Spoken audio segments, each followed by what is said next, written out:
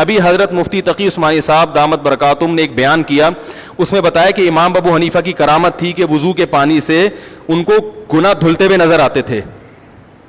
اس پہ وہ مشہور زمانہ فتنہ نے باقاعدہ قہقے لگا کے ہنسائے. وہ اتنے بڑے عالم جن کی حرمین کے ائمہ ان کا احترام کرتے ہیں, ان کے استقبال میں کھڑے ہو جاتے ہیں. ابھی کچھ وقت پہلے انہوں نے درس دیا حضرت مفتی تقی عثمانی صاحب نے, جس میں مسجد نبوی کے امام بھی اس درس میں شریک اور مسجد حرام کے امام بھی, اور عرب کے بڑے بڑے علماء. 5 سال حضرت مفتی تقی عثمانی صاحب مکہ اور جدہ کی جو کمیٹی ہے نا, جس میں کئی ممالک کے علماء ہیں, ان کے سربراہ تھے. اور سعودیہ کے جو مکہ کے رئیس تھے وہ حضرت مفتی تقی صاحب کے نائب تھے. عرب کسی کو اپنا امیر اتنے آرام سے تسلیم نہیں کرتے. عرب میں عصبیت بہت ہے, لسانیت بہت ہے. حضرت مفتی تقی عثمانی صاحب نے اپنے تقوی اور علم کا لوہا منوایا ہے, مانا ہے انہوں نے کہ بھائی یہ اس معاملے میں امیر ہے. اس کا ایک انجینئر مذاق اڑا رہا ہے اتنے بڑے عالم کا, اور ہنس رہا ہے تکبرانہ ہنسی کے ساتھ. تمہاری اوقات کیا, تم ان کے ٹخنے کے برابر نہیں ہو. اور نیچے میں نے لوگوں کے کمنٹس دیکھے, سب اس کو اپریشیٹ کر رہے ہیں کہ لگے رہو ان مولویوں کو لگام دے کے رکھو. تو بھائی آپ جاہل ہو, یہ کرامتاً ممکن ہے کہ کسی کو گناہ دھلتے ہوئے نظر آ جائے, کرامت ہے. کرامت کی نسبت کس کی طرف ہوتی ہے؟ اللہ کی طرف. تو بہت سارے علماء سے ایسی کرامتیں منقول ہیں. تبھی میں کہتا ہوں سامنے ایک دفعہ بٹھا دو, ایک دفعہ بٹھا دو. میں امام بخاری کی کرامتیں نکال کے دکھاؤں گا. فضائل اعمال کے جن واقعات پر تم ہنستے ہو نا, لوگوں کا مذاق اڑاتے ہو فضائل اعمال کا, میں بتاؤں گا انشاءاللہ فضائل اعمال کی یہ کرامتیں کن کتابوں میں ہیں. صحیح ہے نا؟ ان کتابوں کے مؤلفین کا مذاق اڑاؤ تم, ان میں بہت سے محدثین ہیں. تم نے ان کا مذاق اڑانا شروع کر دیا تو تمہیں بخاری مسلم سے بھی ہاتھ دھونے پڑ جائیں گے. تمہیں پتہ ہی نہیں کم بخت, تمہیں کرامت کا مطلب ہی نہیں پتا کرامت کیا ہوتی ہے. کرامتوں کا وجود تو قرآن سے بھی ثابت. دیکھو یہودی اسی وجہ سے حضرت مریم کو زانی کہتے ہیں کہ بغیر شوہر کے اولاد نہیں ہو سکتی. وہ بھی اسی طرح ٹھٹھا کر کے ہنسا کرتے تھے, یہ کیسے ممکن ہے بھائی بغیر شوہر کے عورت کی اولاد ہوگا ہی نہیں, نہیں یہ زانیہ ہے معاذ اللہ. اللہ نے دلائل معجزے قائم کر دیے. یہودی آج تک حضرت مریم کو کیا کہہ رہے ہیں؟ بولو بھائی. جبکہ اللہ کہہ رہے ہیں کہ اللہ اپنی قدرت سے جب آدم کو باپ اور ماں کے بغیر پیدا کر سکتا ہے تو عورت کو شوہر کے بغیر بیٹا کیوں نہیں دے سکتا؟ لیکن اللہ کے ذمے ہے کہ اس کو ثابت کرے. اللہ نے ثابت کیا. حالانکہ حضرت مریم پیغمبر بولو بھائی نہیں ہے. ہاں یہ ضرور کہا جائے گا کہ ایک کرامت وہ ہے جس کا قرآن نے ذکر کیا, اس کا انکار کفر ہے. اور ایک کرامت وہ ہے جو قرآن کے نزول کے بعد گزری, تو قرآن اس کا ذکر کیسے کرے گا بھائی؟ تو وہ اگر باوثوق ذرائع سے پہنچی ہے تو ماننا پڑے گا, باوثوق ذرائع سے نہیں پہنچی تو انکار کر. تو آپ اس پہ تو بحث کریں کہ یہ واقعہ جس نے بیان کیا وہ سچا تھا یا جھوٹا, اس پر کوئی بحث نہیں ہوتی. یہ ابن حجر نے لکھا ہے کہ امام ابو حنیفہ نے 40 سال عشاء کے وضو سے فجر کی نماز پڑھی ہے. ابن حجر کا یہ شخص کبھی مذاق نہیں اڑائے گا, کیونکہ علامہ ابن حجر شافعی کا مذاق اڑایا تو آپ کو علم حدیث سے ہاتھ دھونا پڑ جائے گا. جتنے بڑے بڑے آج کل محدثین پیدا ہو رہے ہیں نا جو حدیث کو صحیح اور ضعیف کہتے ہیں, یہ سارے علم حدیث میں حافظ ابن حجر کے محتاج ہیں.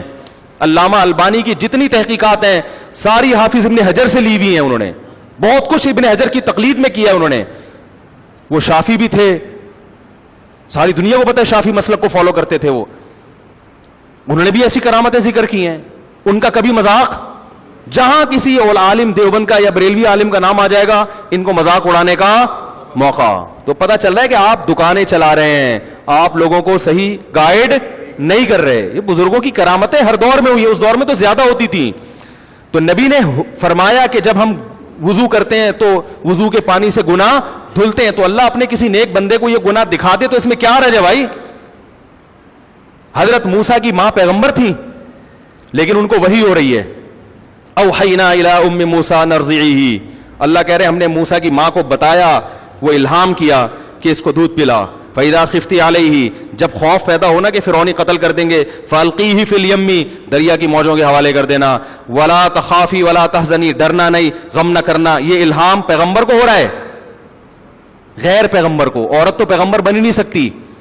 اور ایسا پکا الہام تھا کہ قرآن کہہ رہا ہے انا رادوہ الیک، اے موسیٰ کی ماں غم نہ کرنا، ہم اسے تیری گود میں پہنچا کے چھوڑیں گے اور اسے پیغمبر بنا کے چھوڑیں گے. اور پھر حرمنا علیہ المراضع، فرعون کے محل میں دودھ حرام ہو گیا اس کے اوپر. وہ بچے کو واپس گھما کے لے کر آئی، ماں کی چھاتیوں سے منہ لگایا، دودھ پینا شروع کر دیا. اللہ فرماتے ہیں ہم نے یہ اس لیے کیا تاکہ موسیٰ کی ماں کو یقین ہو جائے ان وعد اللہ حق، کہ اللہ کا وعدہ سچا ہے. پتہ چلا الہام اتنا طاقتور تھا کہ ان کو یقین ہو گیا کہ یہ کس کی طرف سے ہے، من جانب اللہ. تو قرآن سے پتہ چلتا ہے کہ غیر نبی کو ایسا الہام ہو سکتا ہے جس میں اس کو یقین ہو جائے کہ یہ کس کی طرف سے ہے، اللہ کی طرف سے. اگر آپ کہتے ہو کہ یہ الہام کا سلسلہ ختم ہو گیا، اس پہ قرآن و حدیث سے کوئی دلیل پیش کرو. آپ ممکن ہے آپ ایک حدیث پیش کر دو لوگوں کو بیوقوف بنانے کے لیے کہ نبی صلی اللہ علیہ وسلم نے فرمایا میری امت میں اگر کسی پہ الہام ہوتا، محدثون ہوتے تو وہ عمر ہوتے. کیا خیال ہے؟ وہ کون ہوتے؟ عمر. تو اس الہام سے وہ الہام مراد ہے جس سے کوئی شرعی مسئلہ ثابت ہو رہا ہو. شرعی مسائل اب الہام سے ثابت، بولو بھائی، نہیں ہو سکتی. پوری امت کا اجماعی مسئلہ ہے کہ آج بھی الہام ہو سکتا ہے. آپ خود بار بار کہتے ہیں کہ اجماع یہ حجت قطعیہ ہے. کوئی ایک عالم ایسا نہیں گزرا جس نے اس 1400 سال میں جس نے یہ کہا کہ اب الہام کا دروازہ بند ہو گیا. ہاں، دو چیزیں الہام میں کہ اس سے شرعی مسئلہ ثابت نہیں ہوگا. شرعی مسئلے کے لیے قرآن و سنت دیکھنا پڑے گا. یعنی کوئی کہے مجھے الہام ہوا ہے کہ جی وہ داڑھی کاٹ لوں، تو یہ الہام معتبر نہیں ہے، یہ شیطانی الہام ہے.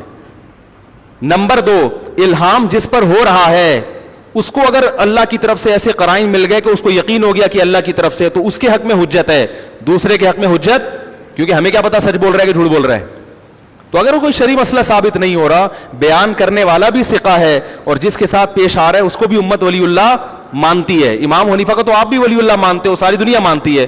تو پھر بلا وجہ انکار کرنا اور انکار کرتے ہوئے مذاق اڑانا، اور ایسے موقع پہ مذاق اڑانا کہ اس کو نقل ایک ملک کے بڑے نامور عالم کر رہے ہیں جن کو پوری دنیا مانتی ہے، تو یہ آپ کے فرعون اور متکبر ہونے کی دلیل ہے. اور ایسے لوگ جب اوپر جاتے ہیں اتنی سپیڈ کے ساتھ اللہ ان کو ذلیل کرتا ہے اور ایسا لگ رہا ہے کہ اللہ نے کرنا شروع کر دیا.